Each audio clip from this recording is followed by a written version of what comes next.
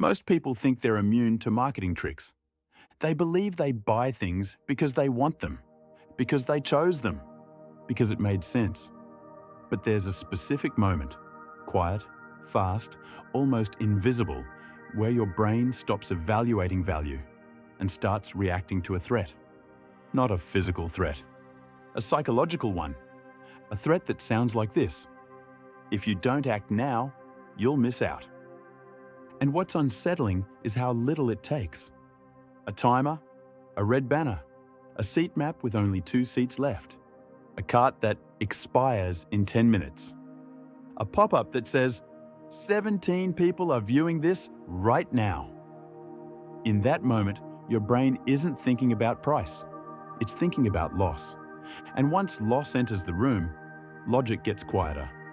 Tonight, I want to show you why scarcity is one of the most powerful influence weapons in the modern economy, and how it quietly shapes not only what you buy, but what you believe. Because scarcity doesn't just sell products, it sells urgency. It sells identity. It sells crowds. And in markets, it sells bubbles. But we're going to start where it actually lives, inside your day. Think about the last time you bought something you didn't plan to buy. Not a big dramatic purchase. Something small, a deal, an upgrade, a subscription, a limited time offer. Here's what your brain heard. This is rare. This is now. This is your chance. Scarcity works because it flips a switch. You stop asking, do I want this? And start asking, can I afford to miss this? That's a completely different question. One is about value. The other is about fear. And the scariest part is how often scarcity is manufactured. Not always by lying, sometimes by design. There are 4 scarcity triggers you see constantly. First, time scarcity, the countdown. A timer creates a sense of racing time. Your attention narrows, your curiosity spikes, your ability to compare options drops. This is why flash sales are so effective. Not because the discount is massive, but because the timer makes your brain treat waiting as dangerous. Second, quantity scarcity, only 2 left. When you see low stock, you don't just see inventory, you see competition. You imagine another person taking it, and the moment you imagine someone else taking it, desire increases. Third, social scarcity. Everyone is looking. Trending, most popular. People are viewing this. This tells your brain there's a crowd. And crowds trigger a different kind of urgency. Status urgency. If everyone wants it, it must mean something. Fourth, access scarcity. Members only. Exclusive drops. Private groups. Invite only. Premium tiers. This doesn't just sell a product. It sells separation. It implies not everyone gets to be here. Scarcity turns purchasing into belonging. And this is why scarcity is so dangerous. It doesn't feel like persuasion. It feels like reality. The psychology of scarcity isn't new. It was described as a major persuasion principle. Opportunities seem more valuable when they're less available. But the modern world turned scarcity into something more advanced. Not just a principle, a technology, a system, a business model. Because when you can manufacture urgency at scale, you can manufacture action at scale. And action is money. You might be thinking, okay, but I can ignore it. I can just be rational. Maybe, but scarcity has a second layer. It changes what you remember. When something is scarce, your brain assigns it a higher story value.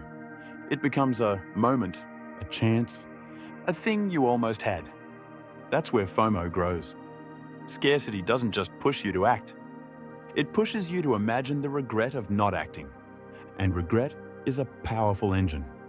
Here's the scarcity script your brain runs step by step. 1. You see scarcity, a timer, low stock, exclusive access. 2. Your brain interprets it as loss risk, not opportunity. Loss risk. 3. Attention narrows. You stop searching. You stop comparing. You stop thinking in alternatives. 4. You feel urgency. A small spike of anxiety. 5.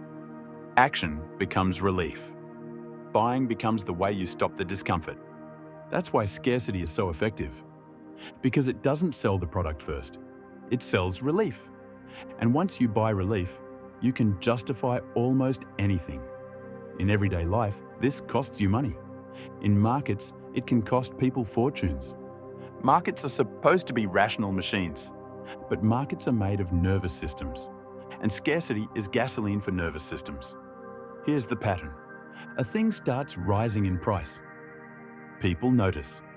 Access feels scarce. If I don't get in now, I'll miss it. A crowd forms. The crowd itself becomes proof. And now, price is no longer about value. It's about participation. It's about being early. It's about not being left behind. This loop is ancient. One of the most famous early examples is the Dutch tulip speculation episode, which peaked in 1636 and collapsed in early 1637. The popular telling gets exaggerated, but the reason it remains famous is psychological. It shows that people don't just chase value. They chase the fear of missing the moment when value turns into status. When a price movement becomes a social event, scarcity becomes contagious. And once scarcity is contagious, people start buying not because they believe in the asset, but because they believe in the crowd. That is the hidden engine of bubbles. Now here's the uncomfortable part. Scarcity isn't always natural. Sometimes it's engineered. Sometimes it's curated. Sometimes it's managed. A classic example is the diamond industry. The slogan, "A diamond is forever," was coined in 1947 and helped sell diamonds not just as stones, but as a cultural script. Diamonds are rare. Diamonds are forever. Diamonds equal commitment. So buying a diamond wasn't just buying a product. It was buying a story about love, status, and permanence. Scarcity is most powerful when it becomes moral, when it becomes identity, when it becomes what you're supposed to do. In markets, you see the same structure. Scarcity becomes vision. Belief, this is the future. And then the crowd arrives. Modern scarcity runs on two machines. First, the attention economy. Your attention is limited. That makes it scarce. And scarcity creates competition. Platforms thrive on that competition. They use endless feeds, trending lists, and viral cycles to create the feeling that if you don't watch now, you missed it. So your brain learns urgency as a default mode. Then when you face a purchase decision, your brain already lives in now. Second, the drop economy. Limited releases, exclusive access, waiting lists. Even when supply isn't truly limited, access is controlled. And controlled access creates perceived value. That's why drops work. They turn shopping into an event. Events create crowds. Crowds create scarcity. It's a loop. Now, hearing all of this, you might think, so what? Am I supposed to never buy anything? No. The goal isn't paranoia. The goal is awareness.